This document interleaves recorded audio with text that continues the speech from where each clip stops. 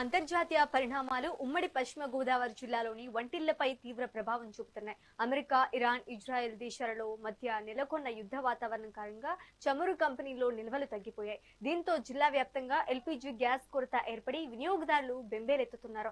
కేవలం గృహ అవసరాలకే కాకుండా కమర్షియల్ గ్యాస్ సరఫరా కూడా నిలిచిపోవడంతో మరో 2 రోజుల్లో హోటళ్లు మూతపడే ప్రమాదం కనిపిస్తోంది. గ్యాస్ ఏజెన్సీల వద్ద సిలిండర్ల కోసం వినియోగదారులు పడిగాపులు కాస్తున్నారు. దీనిపై మరింత సమాచారాన్ని మా ప్రతినిధి చైతన్య అందిస్తారు. ఇరాన్ అమెరికా యుద్ధంతో అయితే ఇటు ఆక్వా రంగం పైన అలాగే పౌల్ట్రీ రంగం పైన కూడా ఇలాగ హోటల్ రంగాలపైన కూడా ఇటు ప్రభావం పడే పరిస్థితి అయితే ఉంది. దీనికి సంబంధించి ఇటు రైతులందరూ కూడా తీవ్ర ఇబ్బందులకు గురవుతున్నారు. అలాగే ఈ గ్యాస్కి సంబంధించి గ్యాస్ భారం పడితే కనుక ఇటు గ్యాస్ మీద ఈ హోటల్స్ అన్నీ కూడా ఆధారపడి ఉన్నాయి. దీంతో ఉపాధి పొందే వారందరూ కూడా రోడ్డును పడే పరిస్థితి అయితే ఉంది. దీనికి సంబంధించి హోటల్ యాజమానులు అయితే ఉన్నారో వారిని అడిగి తెలుసుకుందాం. సార్, ఏదైతే ఈ హోటల్ ఈ ఇరాన్ యుద్ధం ఉందో దీనికి సంబంధించి ఇటు ఆక్వా రంగం కానీ పౌల్ట్రీ రంగం ఇప్పుడు ప్రస్తుతం గ్యాస్ రంగాన్ని కదండి, అలాగే గ్యాస్ రేట్లు పెంచారు. కమర్షియల్ బండకి 115 రూపాయలు అయితే పెంచిన పరిస్థితి అయితే ఉంది. అలాగే వ్యవధిని పెంచారు. ప్రస్తుతం అయితే గ్యాస్ ఇవ్వలేమని కూడా చెప్పే పరిస్థితి అయితే ఉంది. దీని మీద ఎలా ఏమంటారు? ఇవాళ మేము హోటల్ ఇవాళ తెరవాలి, రన్ చేయాలి అంటే గ్యాస్ లేనిదే మాకు హోటల్ నడిచే పరిస్థితి లేదండి. మాకు ఇవాళ వరకు గ్యాస్ అయితే ఇచ్చారు తప్ప రేపటి నుంచి గ్యాస్ అని లేదని ఏజెన్సీల వాళ్ళు కూడా చెప్తున్నారు. ఇవ్వని పక్షంలో మేము హోటల్ మూతేయటం తప్ప దానికి రెండో ప్రత్యామ్నాయం అయితే లేవండి.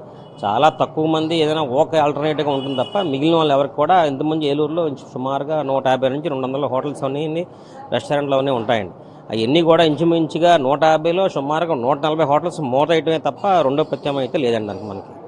అయితే ప్రస్తుతం ఉన్న కాలంలో ప్రతిదీ కూడా మనిషి రోడ్డు మీదకి వచ్చి ఉదయం టిఫిన్ దగ్గర నుంచి సాయంత్రం డిన్నర్ వరకు కూడా ఇటు రెస్టారెంట్స్ అలాగే కర్రీ పాయింట్స్ మీద ఆధారపడే ఉంటారు. ఇవన్నీ కూడా గ్యాస్తో లింక్ అయి ఉంటాయి. మరి ఇదంతా కూడా ఎలా ప్రత్యామ్నాయం ఎలా ఉంటుందంట? ప్రత్యామ్నాయం అంటే దీనికి వేరే సొల్యూషన్ ఏమీ లేదు సార్. ఉంటే గ్యాసే మాకు, లేదంటే ఇవాళ వాడే పరిస్థితి ఏం లేదు. అది కూడా ఇప్పుడు కూడా ఇంచుమించు టన్ను వచ్చి 6,000 రూపాయలు అయిపోయింది. ఏదో పాత హోటల్స్ ఉన్నాయి, ఏదైనా రన్ అవుతాయి తప్ప మిగిలిన అన్నీ కూడా గ్యాస్ మీద రన్ అవ్వాల్సిందేనండి. పైగా ఇలా రన్ చేయాలి అంటే మీకు కర్రీ పాయింట్లు కానివ్వండి, ఇంకోటి అవనండి, ఏదైనా కావాలి చిన్న అయితే కనుక వాళ్ళు ఏదో కింద పైన పడతారు తప్ప మాలాంటి పెద్ద హోటల్స్కి కమర్షియల్ బండ్లు ఇవ్వండి మేము వ్యాపారం చేయలేని పరిస్థితి అండి. మేము కూడా రిప్రజెంటేషన్ మన డిఎస్ఓ గారికి కలిసి కూడా మేము స్టేట్ అసోసియేషన్ నుంచి మా ప్రెసిడెంట్ గారు కూడా ఇచ్చారు. వాళ్ళు కూడా ప్రత్యామ్నాయం చూస్తాం, మీకు ఇబ్బంది ఏమి ఉండదు చేస్తాం అన్నారు తప్ప మరి ఇవాళకైతే ఉంది. కానీ రేపటి తీస్తామో లేదో మాకు సాయంకాలం గ్యాస్ ఇస్తే రేపు తీయటం లేకపోతే మూయటమే తప్ప రెండో మార్గం అయితే లేదండి మాకు కూడా. అయితే ఈ హోటల్ యజమానులు అయితే గ్యాస్ ప్రభావంతో మీరైతే హోటల్ మూసివేస్తే కనుక మీ మీద ఆధారపడి సుమారు 10 సంఖ్యలో అయితే ఉంటారు. వంట వాళ్ళు కానివ్వండి, క్లీనింగ్ సెక్షన్, వారి పరిస్థితి ఏంటంటారు? సార్, ఇప్పుడు మూసే పరిస్థితి వస్తే అంతకంటే మా హోటల్ ఇండస్ట్రీలో డైలీ లేబరు ఏ రోజుకి ఆ రోజు వాళ్ళు తీసుకెళ్లే పరిస్థితి ఉంది తప్ప మళ్ళా అలా ఉండటమే తప్ప వేరే వాళ్ళు దాని మేము మూయటం మూలంగా అలాగే మా దగ్గర పనిచేసే స్టాఫ్ ఏమైనా వాళ్ళ ఫ్యామిలీస్ ఏమైనా ఇంకోళ్ళు ఏమైనా ఇలా ఆధారపడిన వాళ్ళందరూ కూడా ఇబ్బంది పడతారు సార్. వాళ్ళందరూ కూడా ఒడ్డు మీకు వచ్చే పరిస్థితి. సో మేము ఉంటేనే కదండి మేము ఏదైనా చేయగలం, లేనినప్పుడు దాన్ని కూడా మేము చేయలేం కదండి. మేము మూసేస్తే అటువంటి డైలీ లేబర్ కొంచెం ఏ రోజుకి ఆ రోజు గడిపే వాళ్ళకి కూడా ఇబ్బంది పరిస్థితి అడ్పడతారు సార్. వాళ్ళు కూడా రాష్ట్ర వ్యాప్తంగా కూడా మీరు ఈ యూనియన్ అందరూ కలిసి రిప్రజెంటేషన్ ఇచ్చిన పరిస్థితి ఉంది. వారు ఏమంటున్నారండి? కలిశారండి. మా స్టేట్ ప్రెసిడెంట్ శ్రీనివాస్ గారు అని చెప్పండి, విజయనగరం ఆయన అండి ప్రెసిడెంట్.